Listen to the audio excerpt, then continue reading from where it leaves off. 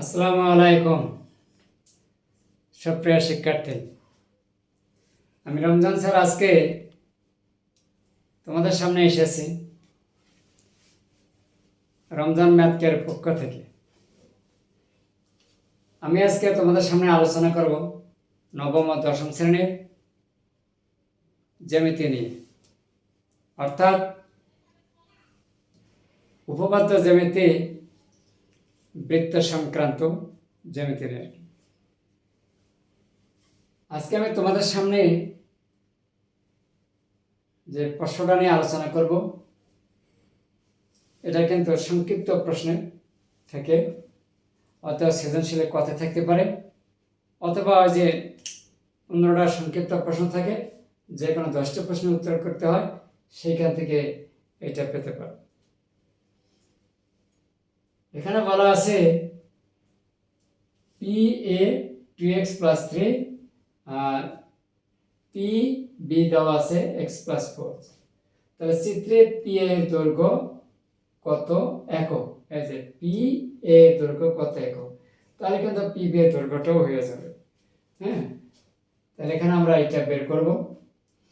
তো এই যে বৃত্ত, আবার স্পর্শক আছে দুইটা, কিন্তু আমরা জানি এটা কিন্তু তোমাদের হচ্ছে 26 নম্বর জ্যামিতি, তোমার মেইন বই থেকে তোমাদের।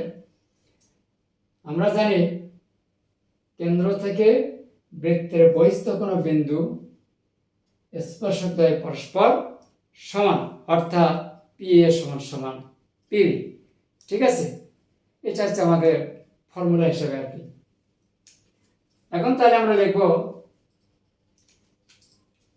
প্রদত্ত বৃত্তের কেন্দ্র ও হতে বহিস্থ বিন্দু পি হতে পি ও পি বি স্পর্শক দ্বয় পরস্পর সমান। যেহেতু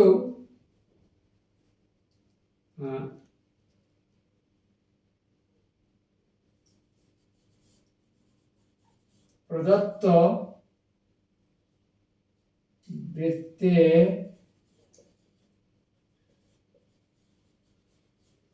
কেন্দ্র ও হতে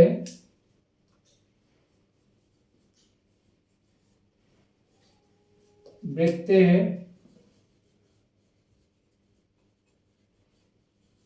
বহিস্থ বিন্দু পি হতে পি এ ও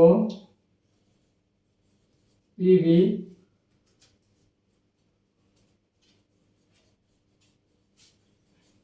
স্পর্শক দ্বয় সমান বা সর্বদা সমান।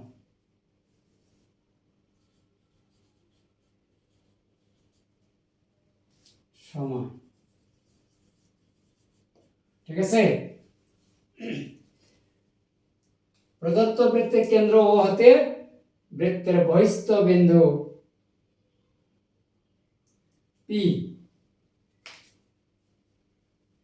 ও হতে বৃত্তের বহিস্থ বিন্দু পি, তাহলে পি হতে বহিস্থ বিন্দু পি, এটা লিখে দে, বহিস্থ বিন্দু পি। এই পি হতে পি এ ও পি বি স্পর্শক দ্বয় সর্বদা সমান। তাহলে আমরা জানি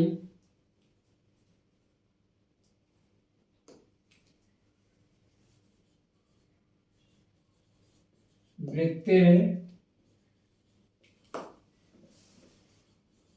বহিস্থ কোন বিন্দু হতে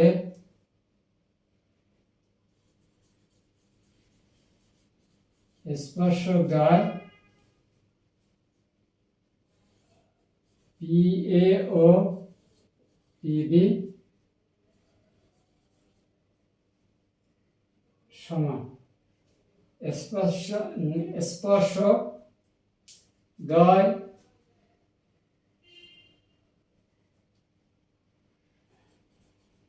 সমান।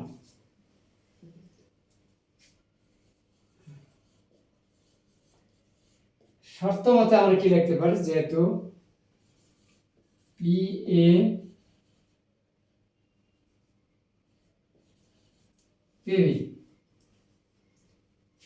যেহেতু এখানে পি এর সমান দেওয়া আছে 2x + 3 একের কত x + 4, বা 2x - x 4 - 3 অতএব x = কত